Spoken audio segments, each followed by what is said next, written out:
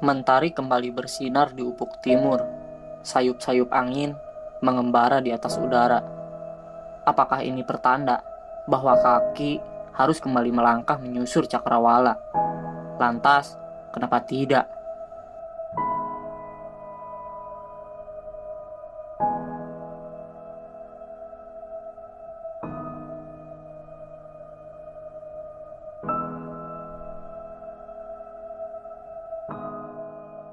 Pagi itu bertepat di akhir Agustus. Kami berencana melakukan perjalanan menuju sebuah gunung yang tidak terlalu tinggi. Namun, meski hanya memiliki ketinggian 2590 mdpl, gunung ini memiliki suhu yang cukup ekstrim, lebih dingin daripada angan-angan yang sia-sia. Saya bersama 20 teman lainnya berkemas dan bersiap menuju dataran tinggi Dieng. Ya, berlokasi di Wonosobo, Jawa Tengah. Awalnya, kami hanya merencanakan tidak lebih dari 8 orang. Namun, ini bukan hanya sekadar wacana. Hari semakin hari, teman kembali bertambah untuk ikut bergabung dalam perjalanan itu. Nampaknya, perjalanan ini akan terlihat ramai dan sedikit berdebu. Hehe.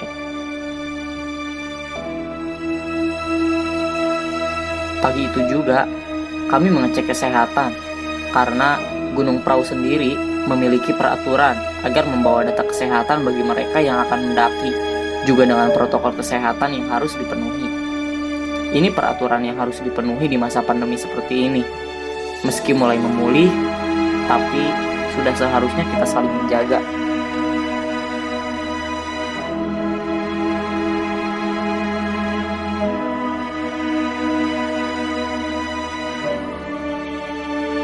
Setelah menjelang sore, kami bergegas berkemas dan bersiap berjalan dengan kendaraan roda 2, melewati berbagai kota impian, sampai akhirnya berhentilah di sebuah angkringan. Ya, tempat kami mengisi perut yang keroncongan.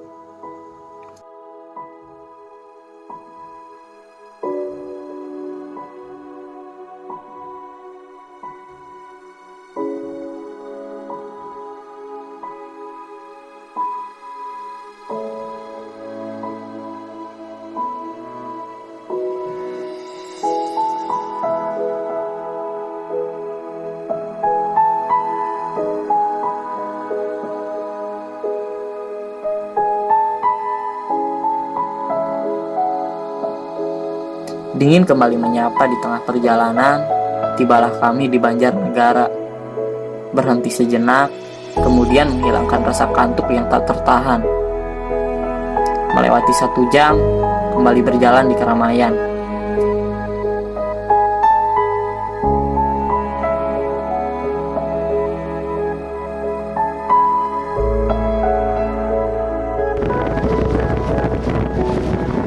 Sampai akhirnya, tibalah kami di sebuah penginapan, yaitu pos pendakian Gunung Prau via Dwarwati.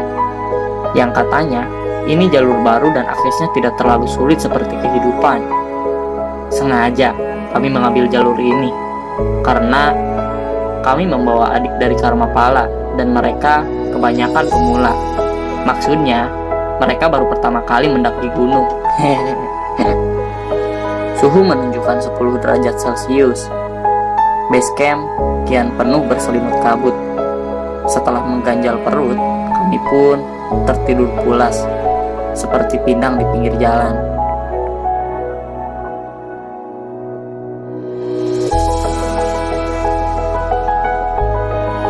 Setelah subuh berkumandang, satu persatu kami pun sedikit bergaya, membersihkan kotoran di mata, juga membasuh lendir di pipi, seperti membuat pulau, agar pendakian kami tidak seperti di mimpi.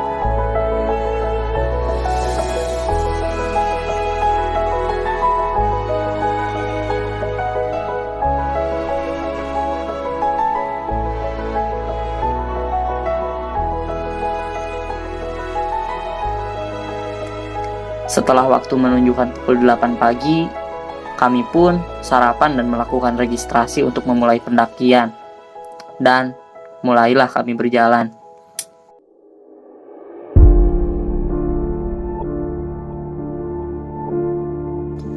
Jejak-jejak kaki semakin panjang. Keringat mulai bercucuran dan otot-otot mulailah tegang. Memang Gunung Prau ini meskipun pendek, tapi seperti cabai merah, membuat perih jika semakin dirasakan. Sembari menikmati kopi dan camilan di setiap pos, waktu semakin berjalan menuju siang. Rencananya, kami mengejar untuk mendirikan tenda di puncak Gunung Prau via Patak Banteng. Sedikit turun dari puncak tertinggi dan melewati sabana yang cukup luas.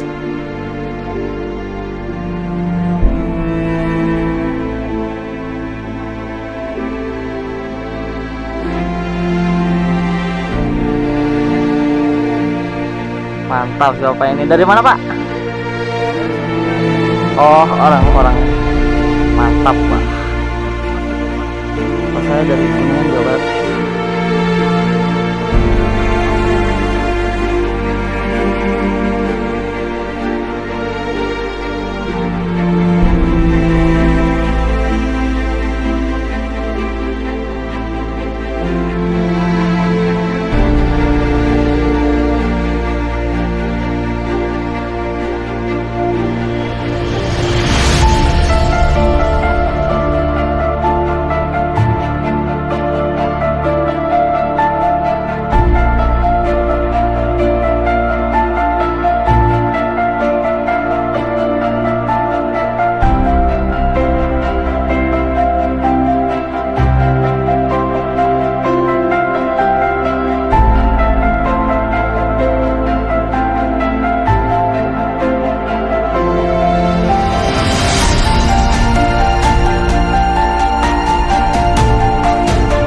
Sesampainya di sana, kurang lebih 6 tenda kami dirikan.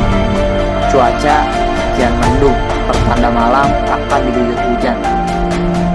Dan benar saja, hujan turun kecil di penghujung bulan kemerdekaan. Meski bulan purnama, ia tak nampak sedikit pun karena terhalang tebalnya kabut. Kami hanya bisa termenung kedinginan di dalam tenda sembari memikirkan apakah esok akan terang. Mata kami terlenyap 9 jam akibat perjalanan yang cukup panjang.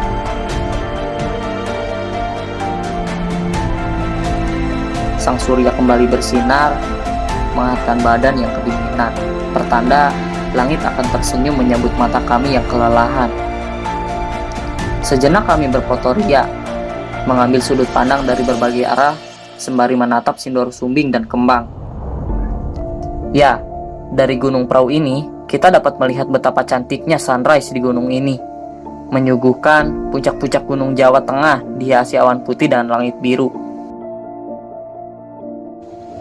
Setelah menikmati mentari, suhu menunjukkan 8 derajat Celcius. Memperingati hari kemerdekaan, kami bermain permainan khas Agustusan. Ya, memasukkan paku ke dalam botol. Karena kami tidak membawa paku, digantilah dengan patok tenda dan tali perusik, sekaligus menghilangkan rasa jenuh dan dingin. Setelah sedikit ceria, kami kembali menuju tenda memasak dan makan, kemudian bersiap untuk turun.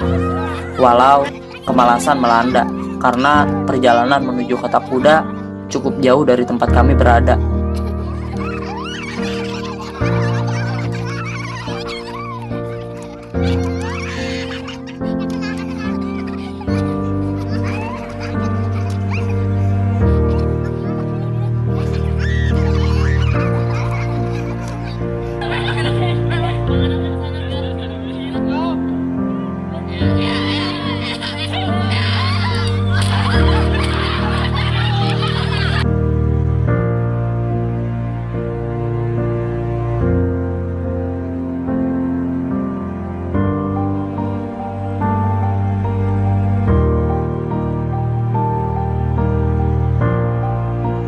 Dan dari perjalanan ini, kita dapat rasakan betapa serunya mendaki dengan banyak teman.